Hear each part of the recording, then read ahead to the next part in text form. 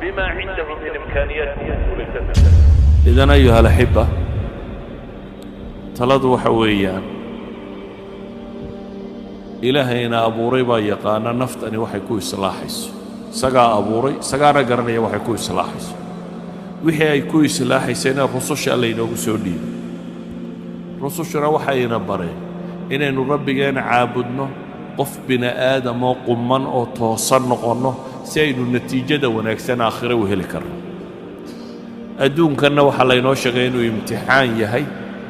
wixii laynagu itixaamo inaynu ama ku sabirno ama ku mahadnaqno haddii caafimaad lagu siiyo inaad mahadnaqdid haddaad xanuunsatidna inaad sabirtid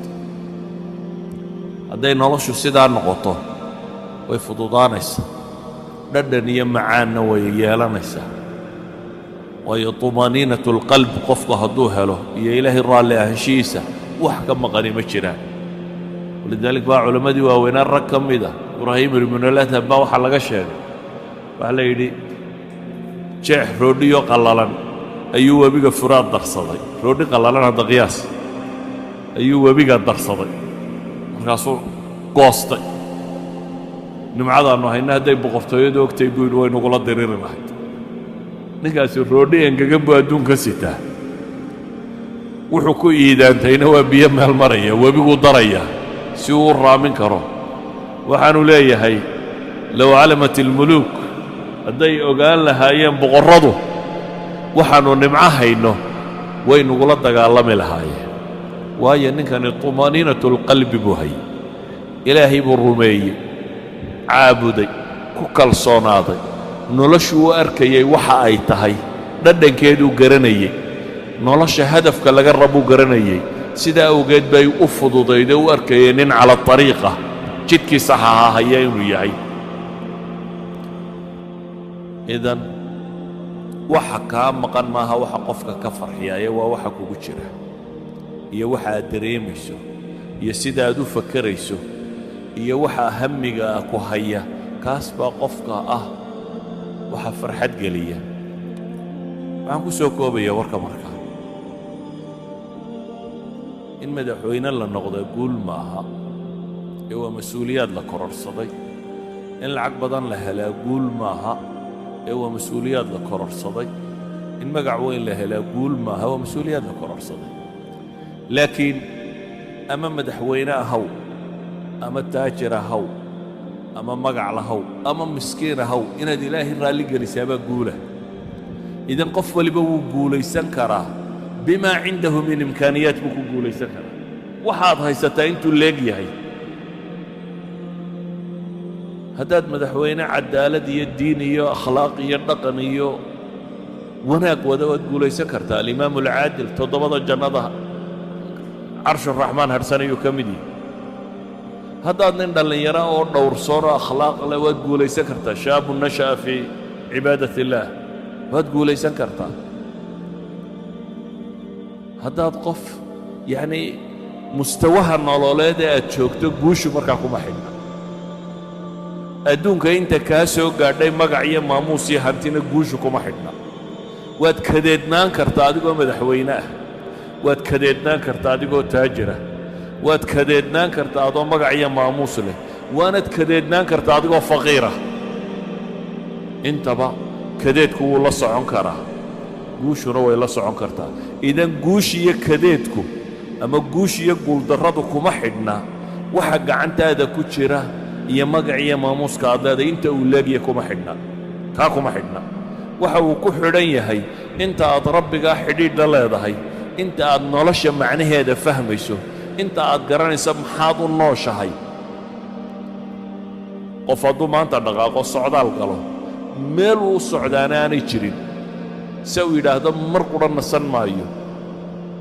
ow daalo daalo daalo muxuu kororsado waxba ma kororsan soo maha laakiin haddaad hadaf leedahay haddaad rabto inaad berbere gaadho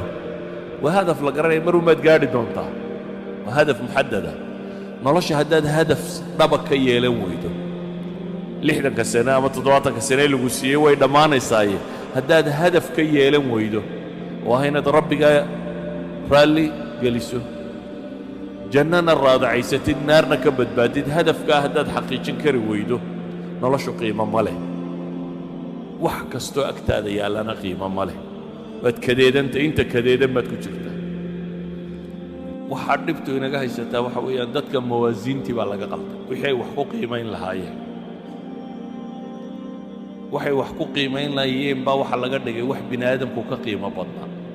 gaadhi iyo daar iyo waxaas maaha wax lagu qiimayo qofkii mise daarood buu leeyahay qiimihiisu maaha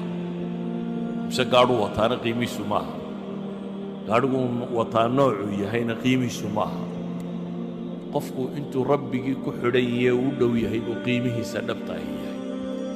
taasuun baana aakhiro marka la isugu yimaado wax anfacda adduunka inta la joogana kadeedka qofka ka biisa ilaa adduunka adoo waxaystaad kadeedan tahay haddaanad deganayn marka sidee su-aasha meeshan ku qoran waxa weeyaan sidee loo gaadhaa guusha dhabta ah si fudud baa lagu gaadhaa dhammaantiinna waa gaadhi kartaan waa jidkii nebi maxamed inaad raacdaan calayhi salaatu wasalaam dhammaantiin waa gaadhi kartaan dadka ha xamanin ha caayin ha maagin akhlaaqdaada hagaaji bini aadamka si fiican ula dhaqan waxaad ka xoog roontay waa cadaalad samee salaada iyo zakada iyo cibaadaadkaaga samee akhlaaqiyaadkaaga ku dhaqan waa in nin waliba awoodo in lacag u baahan maaha iyo magac iyo maamuus uma baahna waa in qof waliba awoodi karo idan waxaan rabaa un inaan idin idhaahdo guusha dhabtaa sidee loo gaadhaa haddii la yidhi dadkoo dhammi waa gaadhi karaa nebi maxamedna wuxuu idhi dadkoo dhan baa jannada gelaya ilaa man abaa mooyaane ninkii isagu diida mooyaane dadku jannaday wada gelayaan buu nebigu yidhi ninkii diida mooyaane oo yaa diiday baa la yidhi oo wuxuu yidhi ninkii i raacaana jannuu geli buu nebigu yidhi calayhi salaatu wasalaam dee ninkii diidaana ay raaci waayaan isagaa diiday idan inaad guulaysataa kuma xidhna inaad yar tahay iyo inaad weyn tahay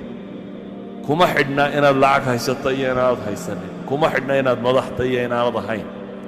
kuma xidhna inaad cilmi badan tahay iyo inaad cilmi yar tahay waxay ku xidhantao keliya itijaaha nololeed xagga aad u jeedisa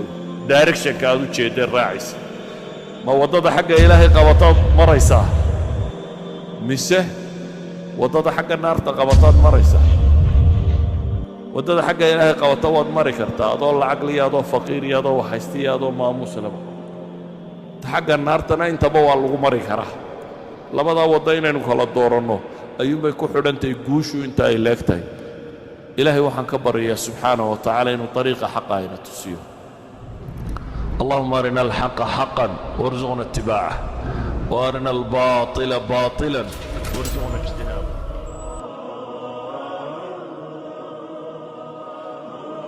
إذا إن ليست لكم حكمة إن يفتح إن